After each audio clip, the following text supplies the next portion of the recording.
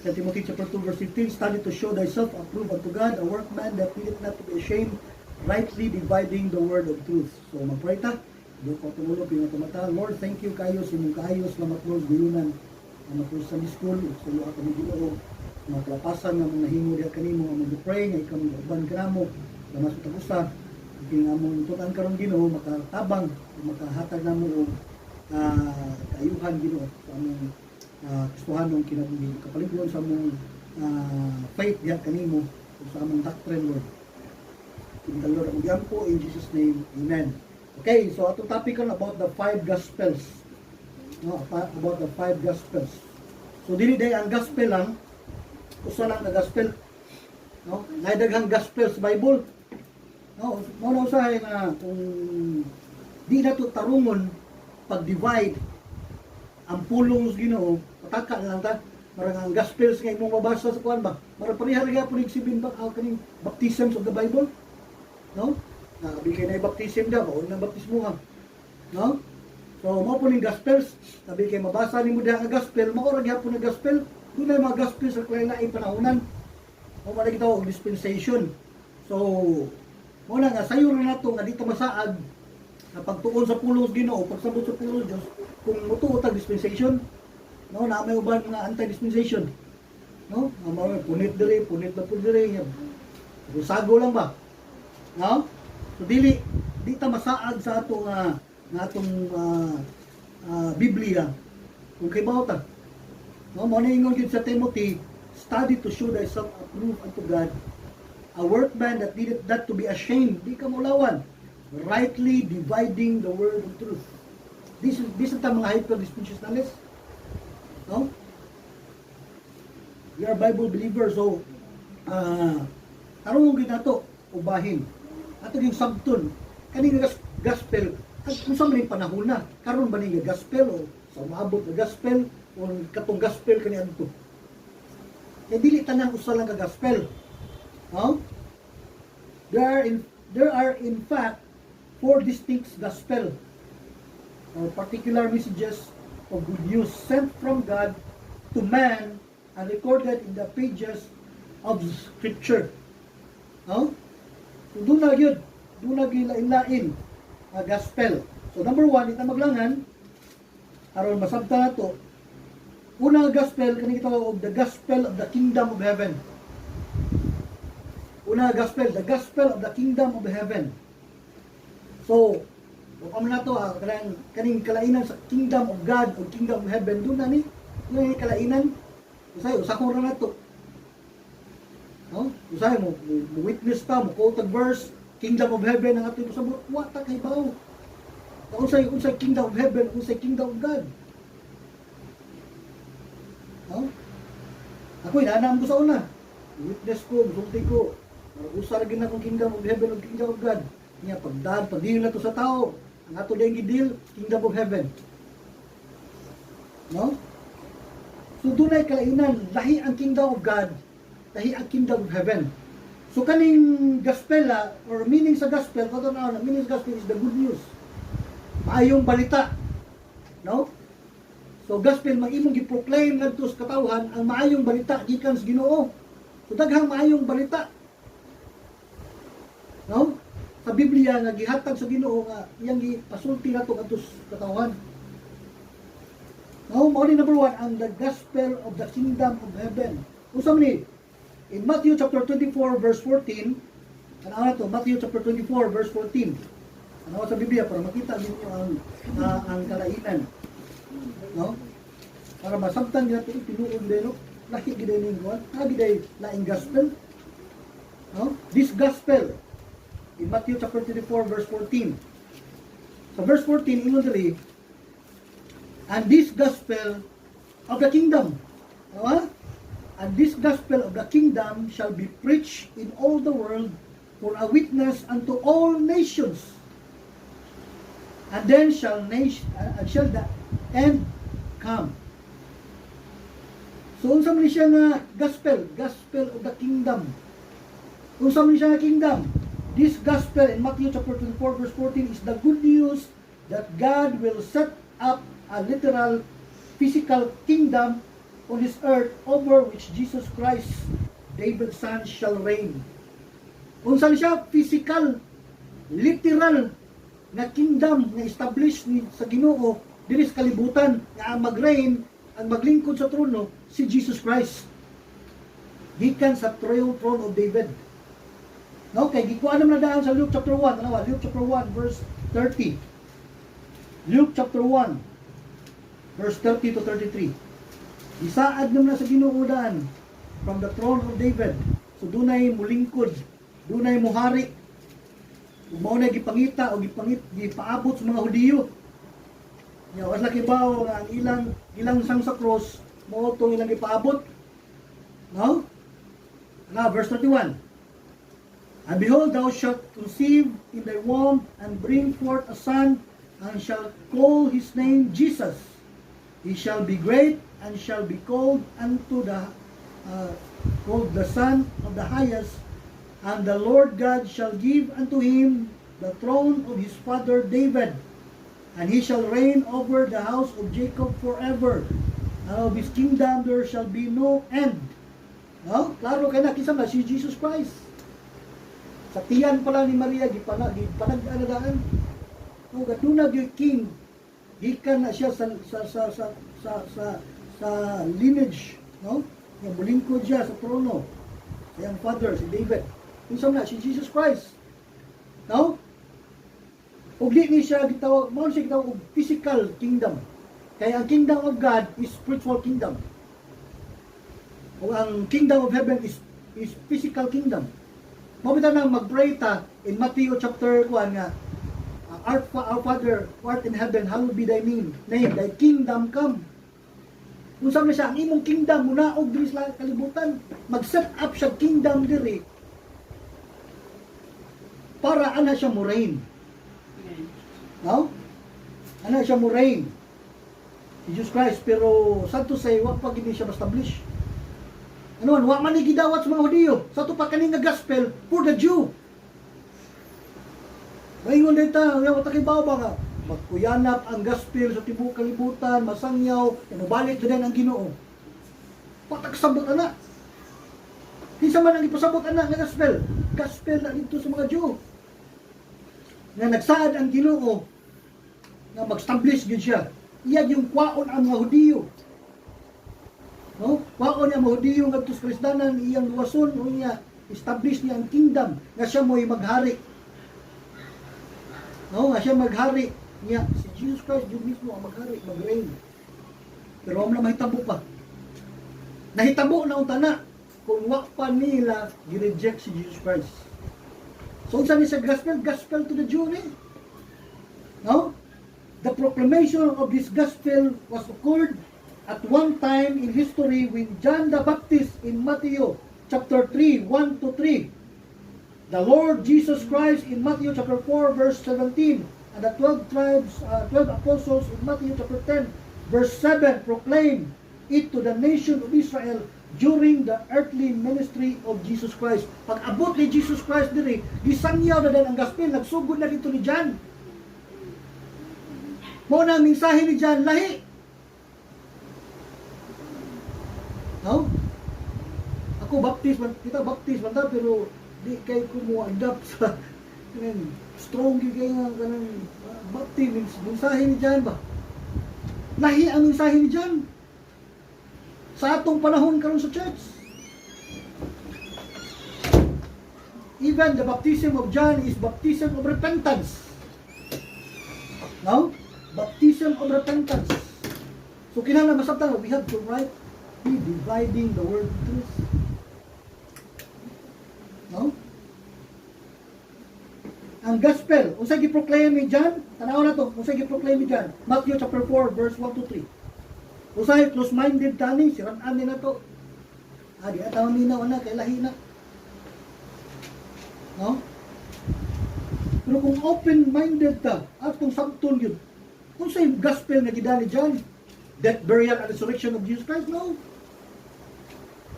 Pakit ako death, burial, resurrection ni Jesus Christ kinsa ni John.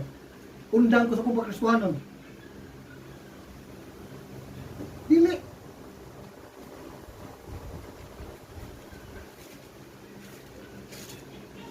Ano ba?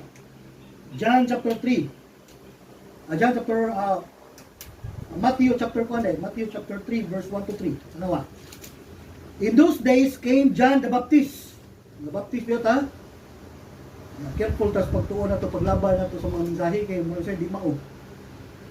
No? Hyper kay tayo or sobra kay ha? In those days came John the Baptist preaching in the wilderness of Judea and saying, unsa? Repent ye, for the kingdom of heaven is at hand. Unsa ni kingdom of heaven? Physical, literal kingdom. Ya, message ngadto sa Jew, good news ngadto sa Jew na sila kwaon sila sa kalisdanan niya. Mo reign si Jesus Christ diyan nila. Ang kingdom sa Ginoo manaog sa kalibutan, establish sa Ginoo. Mao na mensahe ni John. Unsa ni ya, isog kay batoy mo ba ang mensahe ni John? Death, burial, repent.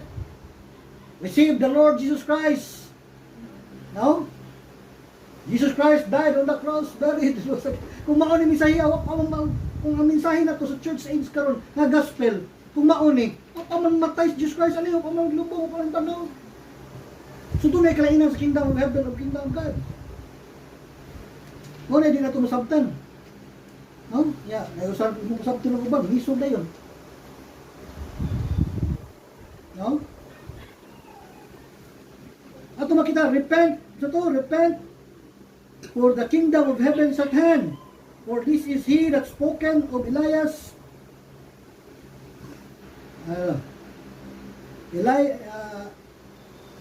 For this is he that was spoken of by the prophet Isaiah, saying, the voice of one crying in the wilderness, prepare ye the way of the Lord, make his path straight. Ang trabaho ni John, pag-andam, pag-abot sa Ginoo naman, kay mo reign siya ngadto sa mga Hudiyo, ug i-set up niya ang kingdom. No? Ang tanawa, Matthew chapter 4 verse 17. Si Lord Jesus Christ na po nagsulti. Matthew chapter 4 verse 17. Awa. Matthew chapter 4 verse 17. Si Jesus Christ nagsulti na. From that time, si Jesus Christ ni. From that time, Jesus began to preach. Si Jesus Christ may nag-preach. And to say, repent, parihagi ako ka dyan. For the kingdom of heaven is at hand. Dili kingdom of God. Kingdom of heaven. Literal, physical kingdom na establish niya para sa mga Hudiyo.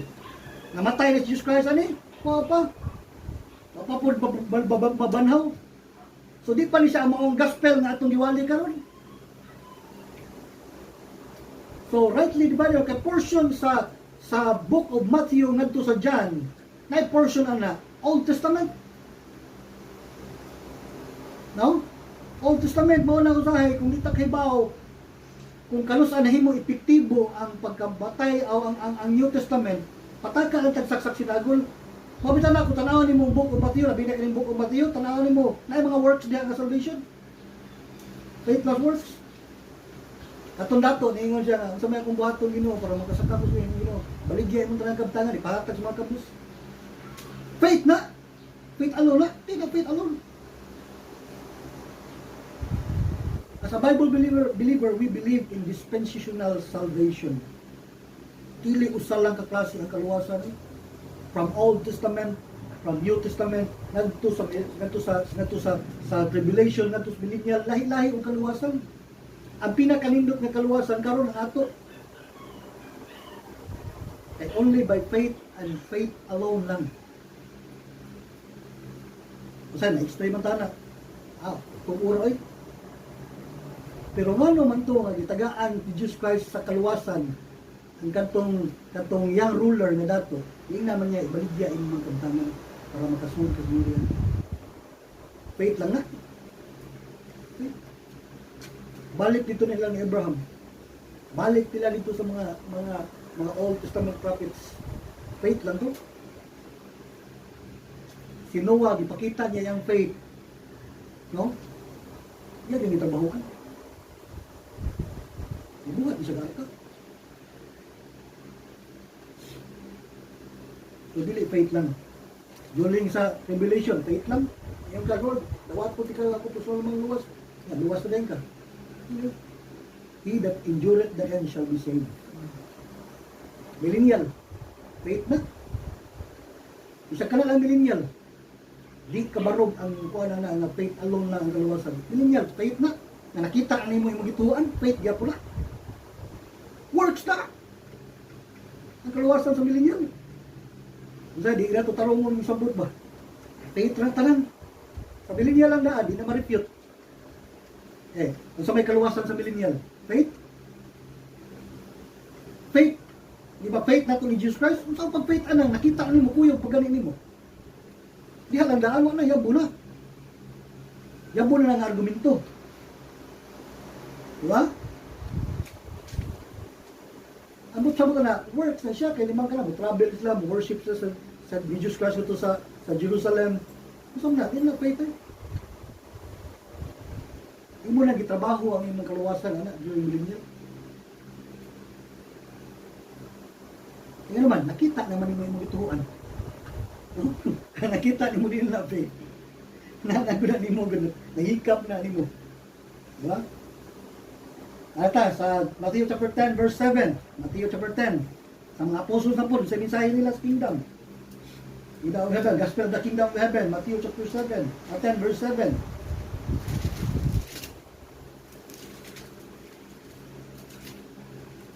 Verse 7. Yeah. And as you go, preach, saying, the kingdom of heaven is at hand. Ano mensahe? Namatay na si Jesus Christ, ano? Nanang death, burial, resurrection, Jesus Christ, ano pa? Kingdom of heaven ang inangiwali. Isang na, literal kingdom. Nagisaad sa mga Ginoo, at sa mga Hudiyo. So, some to say, ilang mag-reject? Huh? The gospel of the kingdom always refers to the declaration and establishment of the kingdom of heaven. Those parables, sermons which deal with the kingdom of heaven all refer to the literal kingdom to be established on earth, with Christ as king and Israel as head of the nations. Nauma ka na siya. I-establish niya ang head of the nation ang Israel. The chosen nation mo na. Sa tanang mga nation, ang Israel mo head. Niya, ang king si Jesus Christ. Huwag plano sa Ginoo. Pero, huwag mamaday yun. Ano man, ilang mang gireject. Iba, na story, gireject nila. Sige, wali si John the Baptist, gipunggutan sa ulo. Wali si Jesus Christ, namatay sa cross. Wali ang mga apostles, wali gawata nila. Gireject nila ang Messiah. Gireject nila ang king nga ilang ipaabot nga mo ilang paglaom. Ano man, kaya ilang i-expect na king di mao. No, siguro pa-expect na king nga kanang harian nun, dato kayo, dunay gingarian, bagian nun. Pero ang king nga niabot, nagsakay og dangki. No? Nataos pasungan. Anak o panday. May sabon na among king. Kailan man niya anak man ang Jose o Maria. Ilang reject sa mga Hudiyo. Ilang ipaabot nga paglaom mo ta. O sa gihimo Jesus Christ. Iyan ipadaplin. No? As a consequence, the kingdom message was set aside by God. And Israel has been forced to abide many days without a king in Hosea chapter 3 verse 4. Gireject man nila. So sa Ginoo Jesus Christ ay padaplin sa tani. Mo ni atong panahon karon. Ang kingdom message karon sa mga Hudiyo gipadaplin sa 7 na lang katuig, 1 week. No? 7 na lang katuig. Kay ang count na 1 week man tawagan na ang 7 years sa kuan sa counting ba. So 7 na lang katuig ang kuwang ma-fulfill daw ta. Ipadaplin. Adto na natumanon 7 years tribulation. Mo nang ang mensahe nila continue ngadto sa tribulation period. Mo nang Book of James daghan diha na faith plus works is dead. Faith plus works is dead. Yun naman, ubanan gyud ang imong paningkamot. No, kay kanang Book of James kinsa na siya? Address na to the scattered Jew. 12 tribes of Israel. I-address na siya daan. So, Jew na siya. So, pwede na ito ma-spiritualize na siya. Application. During sa church, pero batayan na lang itong application. Diba? Pero ang direct doctrine nila niya, sa Jew, gina siya. Ano yung faith without works is dead. Marap na gamitos mga ubang mga kulto. Ano, mapatay, mabuhat kung magturo. Manan, matong buhat. Kautan, nakisa may gisultihan, ano? during na tribulation period. Di na sa atong mensahe karon. No? So gipadapli nila mo na siyang gospel of the kingdom of heaven. So tiwaso na siya during may establish na siya during na kumas tribulation period. Inyal matuman na to. Okay, ilang mag-reject. So gipadaplin. So disorder din ang gospel of the grace of God. Ikaduha, number 1, the gospel of the kingdom of heaven. Ikaduha, the gospel of the grace of God. Kung saan ni the gospel of the grace of God? Mo na itong panahon ron, grasya. Acts chapter 20, verse 24. Klaro ba? Klaro no? Klaro kayo. Way lubog ba? Kasi magkalubog-lubog. Ang kasabot nila ito dito. Pero once kung klaro na mag-divide ang pulong sa Ginoo, tinaw kayo, pagtan din mo. Mao din siya diri, mao din ni. So lison ang gospel of the grace of God. Ipadaplin man ang gospel of the kingdom kay reject ng mga Hudiyo. Mga Hudiyo may tuyo ato. Diri na dayon. Acts chapter 20 verse 24. Sa inyo, but none of these things move me, neither count I myself dear unto myself, so that I might finish my course with joy and the ministry which I have received of the Lord Jesus, to testify the gospel of the grace of God. Kisa inyo rin Paul. No, the gospel of the Apostle Paul. Kung ni, the gospel of the grace of God. Nga si Apostle Paul, magkisugos Ginoo paghatag, pagpadayag ining gospel. No? Sa grasya sa Ginoo. Ato ni karon during church age. Ano man? Kay reject nila si Jesus Christ, gipadaplin, namatay si Jesus Christ sa cross, gilubong, nabuhi pagbalik, unya gisayad ang tanan nga mutuo kang Kristo maluwas. Panahon na nato sa body of Christ karon nga ang atong kaluwasan faith lang. No? Faith lang, pagtuo lang, mutuo lang ka sa finished work ni Jesus Christ. Ano siya ang gospel, no? This gospel in Acts chapter 20 verse 24 is the good news that God the Son died on the cross to pay for the sins of the whole world and rose again to secure the salvation of all who receive Him. Now, 1 Corinthians chapter 15, tanawa ang gospel karon. Nani kalainan sa gospel ganina? Atong ibasa, gospel of the kingdom, tanawa ang gospel karon, gospel of the grace of God. 1 Corinthians chapter 15. Ato ibutang ato ning kapanahonan karon. Mo ni mensahe nato karon. Umaw pa ni ato ihatag karon ang mensahe. So applicable ni sa ato panahon karon church age. Verse 1.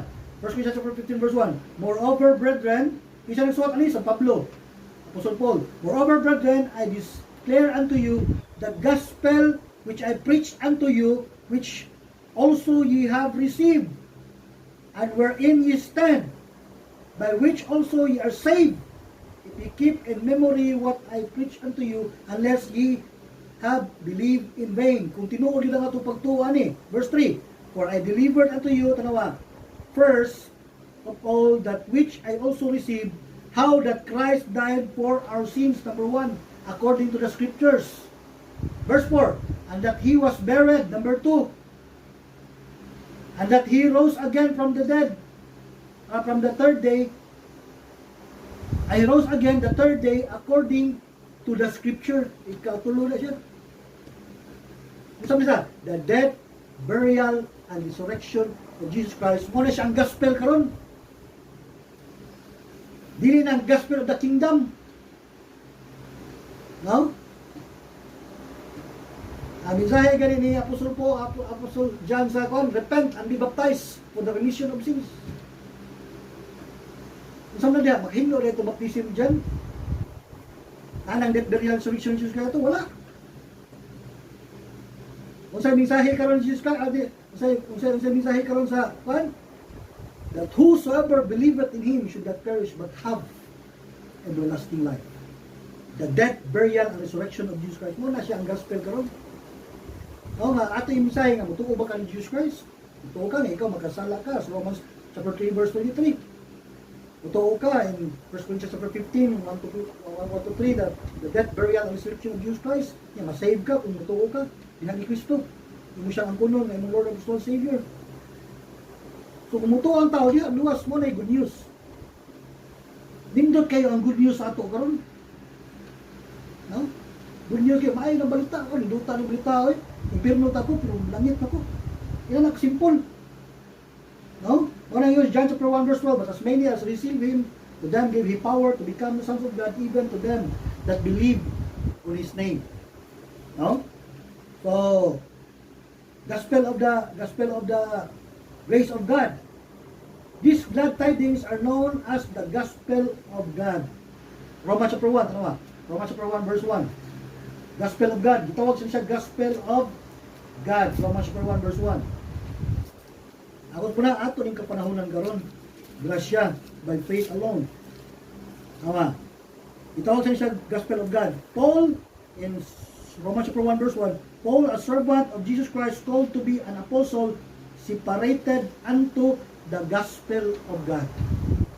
Ano siya gospel of the grace of God? Gitawag siya o gospel of Christ. 1 Corinthians chapter 9, tanong nga. 1 Corinthians chapter 9, verse 12. 1 Corinthians chapter 9, verse 12. Ready? If others be partakers of this power over you, are not we rather? Nevertheless, we have not used this power, but suffer all things, lest we should hinder the gospel of Christ. No, gitawag siya gospel of Christ, gitawag siya gospel of peace. Ephesians chapter 9 verse 6 to 15. Gospel of peace. Kaning gospel of the grace of God. Gospel of peace, gospel of God, gospel of Christ. Now, first Ephesians chapter 6 verse 15. 6 verse 15. Now there's verse 15. And your feet shod with the preparation of the gospel of peace. No? So mao ni siya. The gospel of the grace always refers to the kingdom of God, which is unseen and invisible, into which one is born upon believing the good news of the death, burial, and resurrection of Jesus Christ. No? So kaning gospel of the grace of God, nag-refer siya dili sa kingdom of heaven, literal kingdom, kundi nag-refer siya sa kingdom of God. Kung saan siya? Invisible, spiritual, di mo makita. Tuan na siya sa third heaven. Ang kalainan, ang kingdom of heaven kay manaog. I-set up diri literal sa kalibutan. Ang kalainan sa kingdom of God kay tuwa sa third heaven. Once kadawato ni Jesus Christ, pwede na ka makaadto dito. Kay luwas man ka. Kuha na to? No, spiritual kingdom. Doon ay kalainan. Naay ba rin, di mo to? Doon ay literal kingdom, doon ay spiritual kingdom. Mabit na. Matthew chapter 6 verse 33, unsa na siya kingdom? Spiritual o literal? Spiritual sa? Ano yun yun? But seek you first the kingdom of God. So sa ito pa, unaha ang imong kaluwasan. Unaha pagpangita ang imong kaluwasan. Huwag kang pagkamatarong Ginoo, kanatanan mga butang, ikadugan diya. Sa ito pa, kung luwas ang tao, ang Ginoo, di ang pasagad na ito. Now, direct interpretation and seek you first the kingdom of God. Kung saman, una pa pangita ang hiharian sa Ginoo. Spiritual kingdom. Kung saman na, una pa pangita ang imong kaluwasan. Kaya naman, mag-unsa man ang naani mo tanan, pero wak ka maluwas. Diba? So, importante yung luwas. Muna yung pinaka-importante na word. Seek ye first the kingdom of God. Okay? Ikatulo, the glorious gospel. The gospel of the kingdom of heaven, the gospel of the grace of God, the gospel, the glorious gospel. Ito na yun, kay connected naman siya sa gospel of the grace of God. This is a particular aspect of the gospel of the grace, gospel of grace that speaks of the Lord Jesus Christ and His resurrection glory. In 2 Corinthians chapter 4 verse 4. Ato makita diha, for the sake of time, rasalan nyo na diha ang glorious gospel. No? Nabasa na ito diha. Even in 1 Timothy chapter 1 verse 11. Nabasa na ito ang glorious gospel. Kung saan siya? Bringing many sons to salvation and then catching them away from the earth to be with Him in a glorified state in Hebrews chapter 2 verse 10. The glorious gospel is the good news of the blessing